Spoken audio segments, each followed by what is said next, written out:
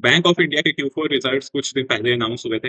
Company ने ₹4.65 का dividend announce किया है, जिसका रिकॉर्ड डेट 29 मई को है। आज हम कंपनी के फाइनेंशियल्स को एनालाइज करने जा रहे हैं। साथ में ये भी देखने जा रहे हैं कि इस कंपनी को क्या डिविडेंड के लिए खरीदना बस सही है, क्या यहाँ पर कुछ पैसा बनाने का अपॉर्चुनिटी दिख रहा है। Let's start. Bank of India comprehensive analysis. Market cap है बैंक का 64,000 करोड़ रुपीस। रिजल्ट आया था 8 मई 2026 को। Q4 FY26 profit and loss highlight.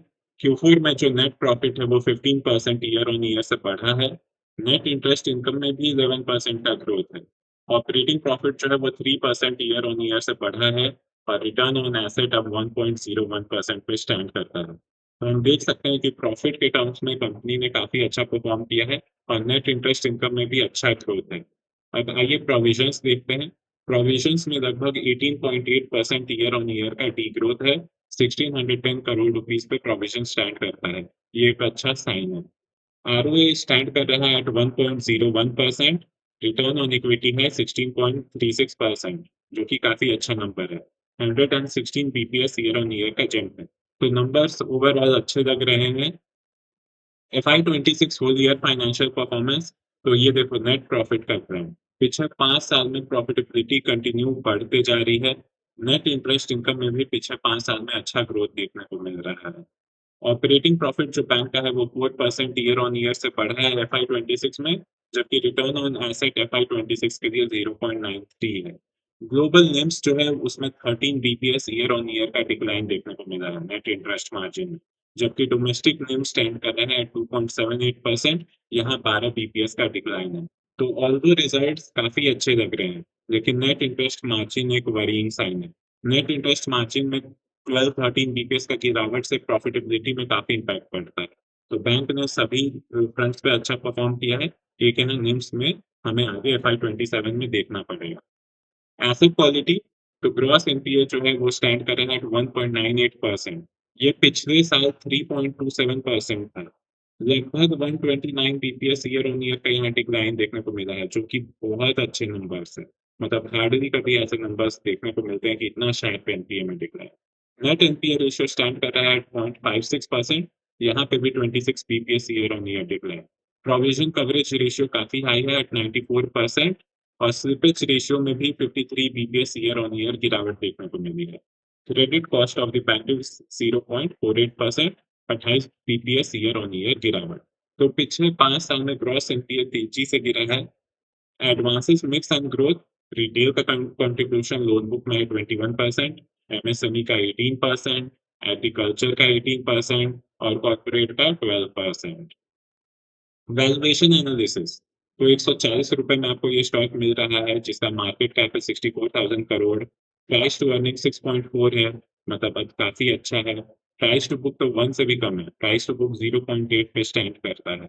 Book value पर शेयर है ₹177 और कंपनी ने ₹4.65 का डिविडेंड अनाउंस किया है। तो कंपनी काफी रीजनेबली वैल्यूड दिख रही है। सभी जो फाइनेंशियल मैट्रिक्स है वो काफी अच्छे हैं। Peer comparison with PSU banks. तो प्रॉफिट में जो ग्रोथ है बैंक ऑफ इंडिया का वो हाईएस्ट है अमंग पीयर्स और प्राइस टू बुक यहाँ पर लोएस्ट है।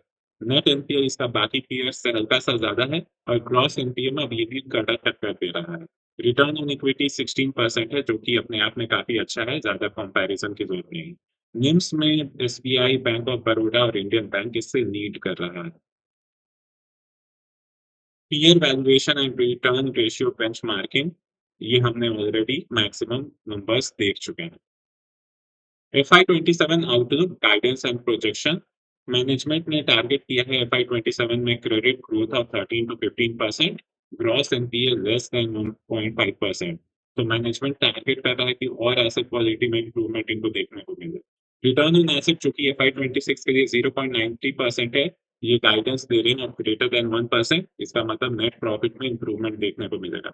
निम ये देखते हैं सस्टेन करते हुए एट 2.75 to 2.85%, जबकि पीसीआर ये देख रहे हैं ग्रेटर देन 94%। तो वेरी गुड गाइडेंस। हर लिहाज से ये गाइडेंस काफी अच्छा है। की risk and watch points. NIM का compression risk, West Asia geopolitical risk, deposit cost trickiness and overseas exposure risk and PSU valuation overhang। ये कुछ मेन रिस्क है बैंक के लिए। सब काफ़ी में अपने आप में सेल्फ एक्सप्लेनेटरी है। ग्रोथ कैटेलिस्ट, क्रेडिट ग्रोथ का टारगेट काफ़ी अच्छा है। ग्रॉस एनपीए, आरओए इन सब का इन्होंने जो गाइडेंस दिया है काफ़ी एप्रिशिएबल है। आरबीआई रेट कट्स, तो अगर आरबीआई का रेट कट होगा तो उससे इनके निम्स को सपोर्ट मिलेगा। Digital momentum and infra bond raised are some growth catalyst. So ये था बैंक ऑफ इंडिया के वैल्यूएशन और फाइनेंशियल एनालिसिस। आप स्वॉट एनालिसिस भी यहाँ पर है, आप इसे एक नज़र देख सकते हैं, मैक्सिमम चीज़ें ऑलरेडी डिस्कस्ड है।